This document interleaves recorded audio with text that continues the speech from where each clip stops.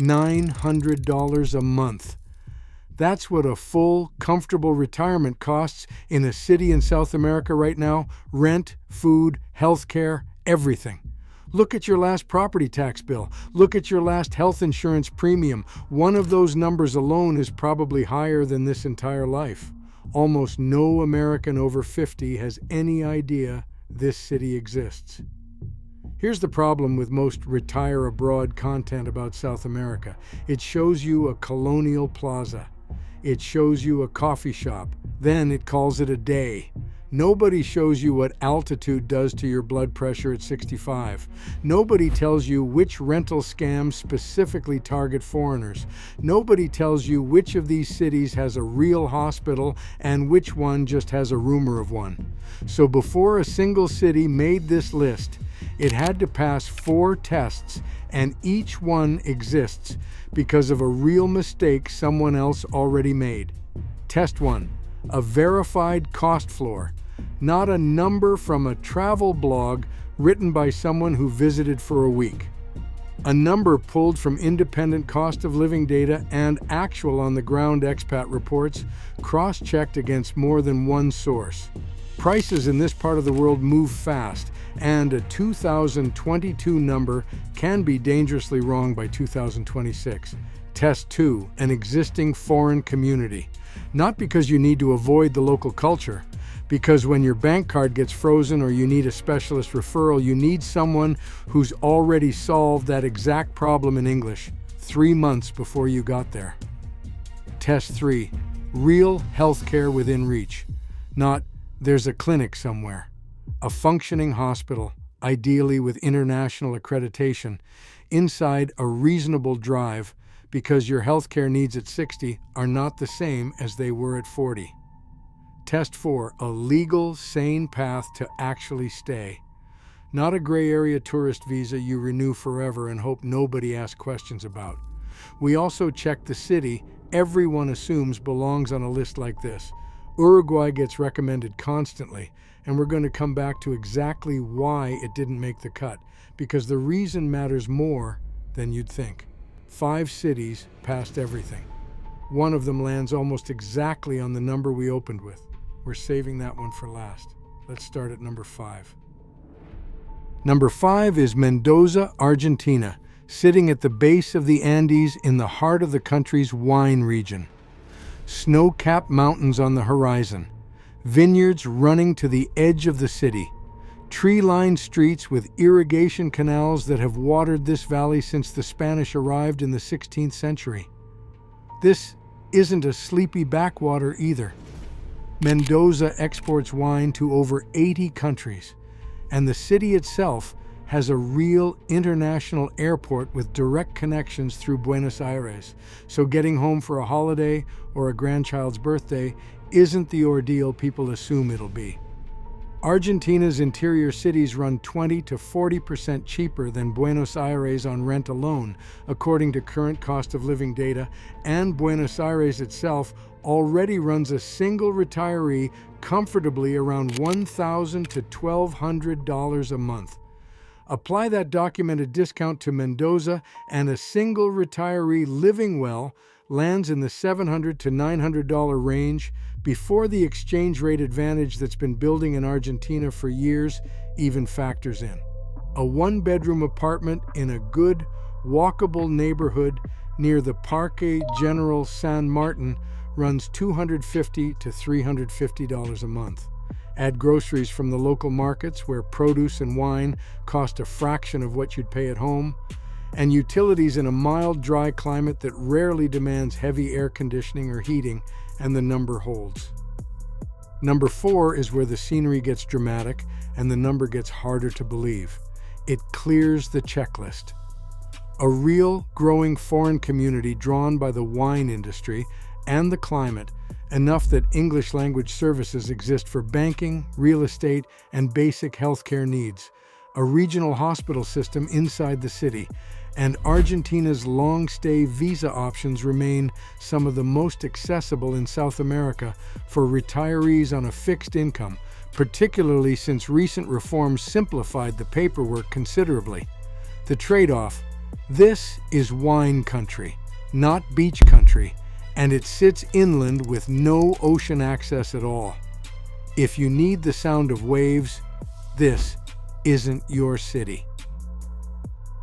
Arequipa, Peru's second largest city, is built almost entirely from sillar, a white volcanic stone that gives the entire historic center a glow at sunset.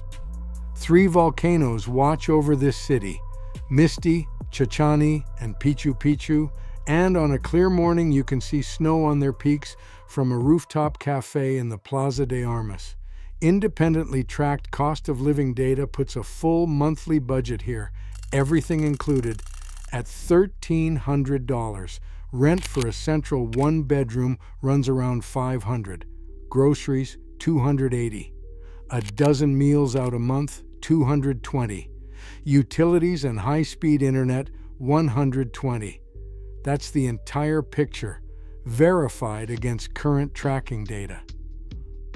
Arequipa clears the checklist. Verified, itemized cost data. Peru's recently formalized long-stay visa pathway. Regional hospital access inside the city. And a foreign community large enough that English-speaking services exist, even if Spanish still runs the daily errands. One number worth holding on to: Arequipa sits at roughly 7,500 feet of elevation. We'll come back to exactly why that matters in a minute. Number 3 is the city that's topped almost every English-language retirement list for over a decade, and for real reasons, but not without a real asterisk of its own. Cuenca, Ecuador, is a UNESCO World Heritage City in the southern Andes. 4 rivers run through the historic center. Spanish colonial architecture from the 1500s lines cobblestone streets that still function as a real working city, not a museum. Ecuador uses the US dollar as its official currency, so there is zero exchange rate anxiety, ever. What you budget is exactly what you spend. Multiple independent sources converge on the same range. A single retiree lives comfortably for $1,000 to $1,500 a month, and a couple can do it for $1,600 to $2,200. That covers a furnished apartment, groceries from both the local market and the international supermarket, dining out regularly, and private health insurance. Cuenca clears the checklist decisively. An expat community estimated between 8,000 and 10,000 foreign residents, quality private health care inside the city, and one of the more straightforward residency pathways in South America for retirees with a documented pension. Here's the asterisk. Cuenca sits at roughly 8,500 feet of elevation, and that number, stacked with Arequipa's 7,500 feet, is exactly why we need to stop the countdown for a second and talk about something almost nobody covering this topic tells you. Altitude isn't a scenic detail. It's a medical one. At elevations above roughly 7,000 feet, your body compensates for less oxygen. It thickens your blood. Doctors call this a rise in hematocrit. For a healthy person in their 40s, that's a 2-week adjustment. Then it's forgotten. For a retiree in their 60s or 70s, especially with an existing heart condition, that thickened blood means real strain, sustained strain, not a headache that fades. Retirees living in both Cuenca and Arequipa report exactly this in expat communities. Real advice: see a cardiologist before you commit to this elevation, not after you sign a year-long lease. There's a second issue, quieter but just as real.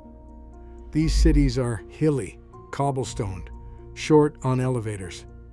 That's a genuine daily problem if you're managing hip or knee issues, a cane, or a walker. None of this means avoid Cuenca or Arequipa. It means know your own health profile before you fall in love with a plaza. If elevation is a concern for you, the next 2 cities on this list solve that problem completely. They're both at sea level. Number 2 is the city that scared off an entire generation of Americans 30 years ago and quietly stopped being that city a long time ago: Medellin, Colombia recorded one of the highest murder rates on the planet in the early 1990s. Official records show well over 6,000 homicides in a single year at the peak of the cartel era. That is not the city that exists today. Medellin now runs the only rapid transit metro system in Colombia. It feeds directly into cable cars that climb into hillside neighborhoods that used to be no-go zones. Now they're genuine, functioning communities. The climate does something almost unfair compared to the last three cities. Sitting at roughly 5,000 feet, low enough to avoid the real altitude risks of Cuenca and Arequipa, Medellin holds a nearly constant 72 to 82 degrees year-round.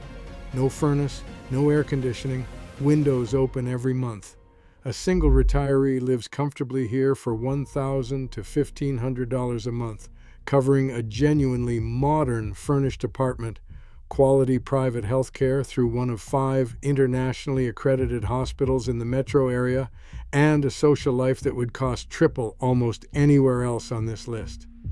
A furnished one-bedroom in Laureles, a neighborhood locals say has more real character than the tourist-heavy areas, runs $500 to $900. Move slightly further out to Envigado or Sabaneta, and that number drops again.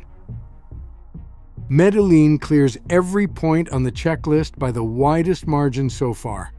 An expat community 15 to 20,000 strong with English-speaking doctors, lawyers, and real estate agents who specialize in retiree relocation specifically. 5 internationally accredited hospitals, the same standard used by top hospitals in the United States, and a well-traveled residency pathway for retirees with documented pension income. There's also a growing pattern worth mentioning here because it comes up constantly in expat and retiree communities discussing this exact region. A real number of Americans aren't just retiring to cities like Medellin, they are using a modest property purchase, often in the $40,000 to $50,000 range, as a kind of financial plan B, not a vacation home. A hedge, a second working option if things at home ever get complicated. It's not the primary reason people move here, but if you're already thinking about this as more than a retirement decision, it's worth knowing that path exists and is well documented among people who've done exactly this. Before the final city, 2 things almost no other video on this topic tells you. Medellin carries a local safety principle. You'll hear it within your first week. No dar papaya. Roughly, don't give away the opportunity. It doesn't mean this city is dangerous today. It means don't flash a phone on a quiet street. Don't wear visible jewelry in an unfamiliar neighborhood. Don't make yourself an easy target. Petty theft, not violence, is the realistic risk here now. Treat it like any unfamiliar major city. It's a non-issue. Second point. This one applies to every city on this list, not just Medellin. Never sign a direct handshake lease with a landlord you found through a classified ad or a stranger's referral. There's a documented pattern across the region. A landlord, sometimes with local police cooperation, claims manufactured damages at move-out, then threatens arrest or detention, until a foreign tenant pays an inflated cash settlement on the spot. It's a reported pattern, not a rare horror story. The fix is simple. Rent only through a vetted relocation agency or an established platform with mediation built in. Even if it costs slightly more up front, that small premium is the cheapest insurance you'll ever buy. Now, before the final city, the one we opened this video with, let's go back to Uruguay, because leaving a country off this list without explaining why isn't good enough. Montevideo gets called the Switzerland of South America, and walking through it, you understand why. It's clean, orderly, politically stable in a way that's genuinely rare in this region, with a real democratic tradition and one of the lowest corruption ratings on the continent. On paper, it should be on this list. Here's why it isn't. Retirees who've actually lived there, not visited for a week, consistently report that day-to-day costs, groceries, dining out, and basic services sit far closer to American or Western European prices than anywhere else we've covered today. The stability that makes Uruguay so appealing is exactly what keeps its economy priced like a developed country, not a discovery. It's not a scam, it's not overhyped by influencers, it's just not a dirt cheap option, and putting it on a list built around a $900 number would have been dishonest. If your budget is closer to $2,500 or $3,000 a month and stability is your top priority above all else, Uruguay deserves its own conversation. It's just not this one. And now, the city we opened this video with, the one that actually earns the number $900 a month. Buenos Aires has been called the Paris of South America for close to a century, and for once, standing in it, the nickname holds up. Grand European architecture, sidewalk cafes on every corner, world-class steak, and a cultural calendar dense enough that missing something extraordinary on any given night is basically guaranteed. For dollar-earning retirees, this city currently represents one of the strongest value propositions on the continent. Argentina's economic situation means foreign currency income stretches further here than the sticker price would suggest. Here's the itemized monthly breakdown, verified against current independent cost of living data, adding up to almost exactly the number we started this video with. Rent for a one-bedroom in a desirable neighborhood like Palermo or Recoleta, $420, groceries, $140, dining out regularly, $120, public transport, $20, utilities, $50, a mobile phone plan, $10, private health insurance, genuinely good coverage, $100. Total, $860 a month, sitting right at the floor of what's documented, with room to spare before hitting $900. That is a full, comfortable, beautiful life at sea level with zero altitude risk, for less than most Americans spend on a single monthly bill back home. Buenos Aires clears every point on the checklist. One of the largest, most established expat communities anywhere in South America, built by retirees, digital nomads, and language students who've created real functioning support networks over decades, internationally accredited hospitals inside the city, and a long-stay visa framework that remains genuinely accessible for retirees with documented fixed income, flat, walkable, sea level, and the number this entire video was built around. One more honest note before we close, and this one applies to every single city on this list, not just the ones that carry other warnings. The assisted living and nursing home infrastructure that exists in the United States barely exists across most of South America, because the cultural default here is that families care for aging relatives at home. That's genuinely beautiful in a lot of ways, but if you're planning a move for the next 20 or 30 years, and there's a real chance you'll need a higher level of care later in life, that's a conversation to have with your own family now, in writing, not a detail to discover after you've already sold the house back home. 5 cities, 1 continent, a documented range running from wine country in Argentina to a beautiful, walkable, sea-level city where the exact number we opened with checks out, dollar for dollar, against real itemized data, and a set of medical, legal, and safety realities most videos on this topic skip entirely. If you're seriously weighing a move like this, the checklist matters more than the postcard. Verify the cost, verify the community, verify the healthcare, Verify the elevation, if it applies to you specifically, and verify the legal path before you verify anything else. Which of these 5 would you actually move to? Tell me in the comments. I read every one. And if you want the next region broken down with this same 4-point checklist, subscribe, because there are more of these coming before the month is out.